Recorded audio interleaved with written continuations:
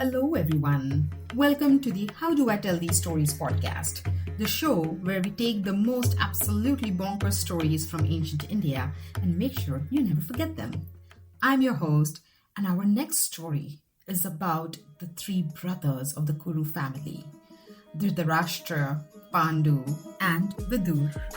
Their lives and choices while living in Hastinapur with Bhishma. We are about to get very close to the Kuru family. Buckle up and let's go. And before we begin, I want you to know that this story is so nice and juicy that we are going to need 2 parts. This will be part 1.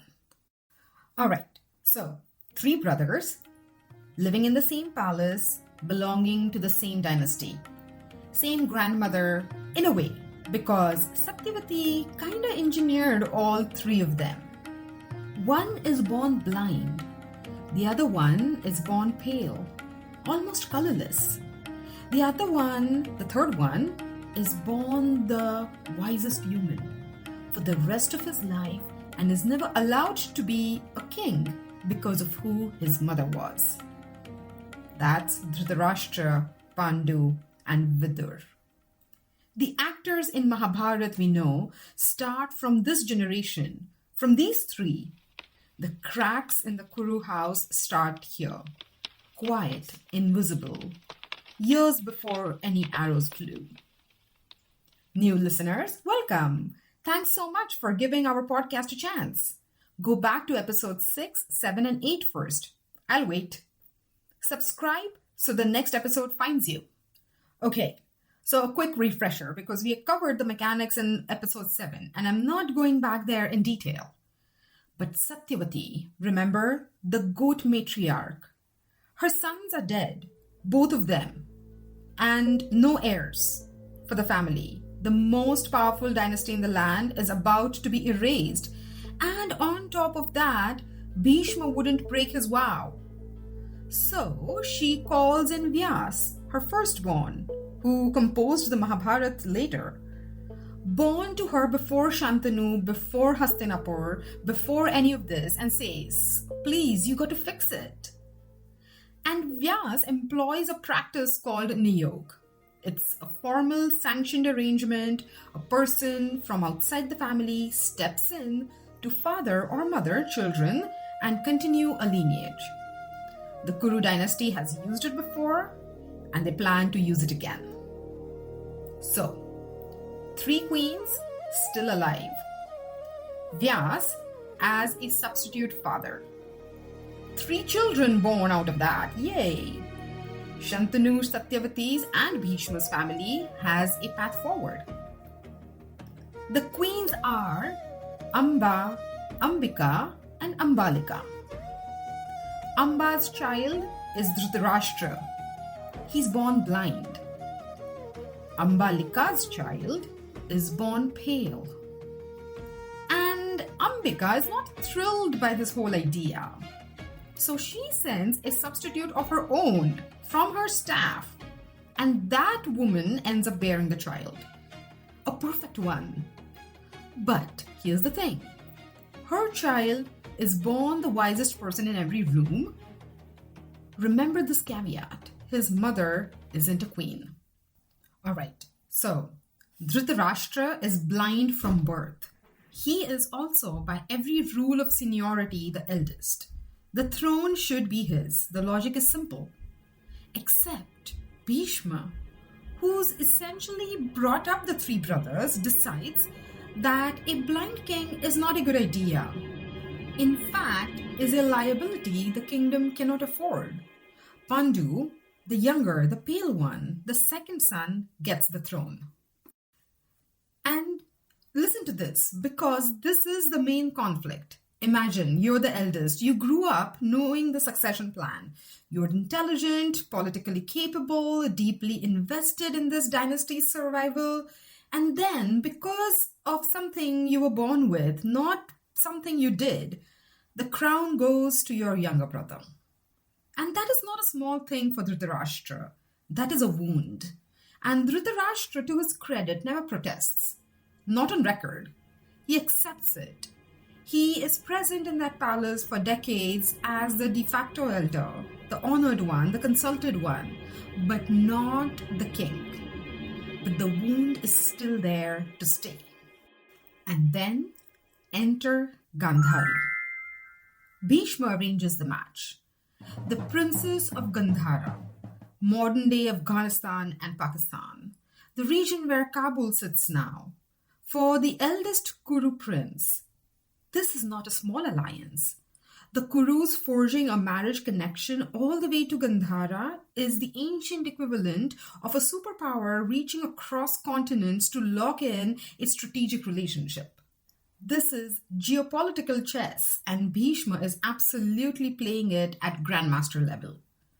Think of the great dynastic marriages of world history. The Habsburgs marrying their way across Europe, securing alliances through children before anyone fired a single shot. Spain and Austria and the Holy Roman Empire all stitched together by bloodlines. The Kurus are doing the exact same thing. Gandhara is far, Gandhara is proud, Gandhara is worth the reach. Gandhari is beautiful, accomplished, deeply principled. So like that, Gandhari arrives at Hastinapur. She learns her husband is blind. Now that's quite a surprise, frustrating. But she has no choice but to adapt. Gandhari does something beyond mere adapting. She takes a piece of a cloth and wraps it around her own eyes and ties it and does not remove it for her entire life. Okay, I have to stop here because every time I come back to this moment, I just, she did have to do that. No one asked her to. No one was going to check. She could have walked into that palace, been a good wife, been kind and present, and still seen the world with her own eyes. And she chose not to. She said, if he cannot see, I will not see. Whatever he carries, I carry too. Not because it helps him. He cannot know what she can or cannot see. But because she decided that was the expression of her commitment. I'm not going to experience the world more fully than the person I've chosen to walk through it with. Now, that is a decision. A sovereign, uncoerced decision by a woman who had every other option available to her. And it is, depending on how you read it, either the most profound act of solidarity or quite a heartbreaking act of self-erasure. Mahabharata wants you to decide your opinion. No cap.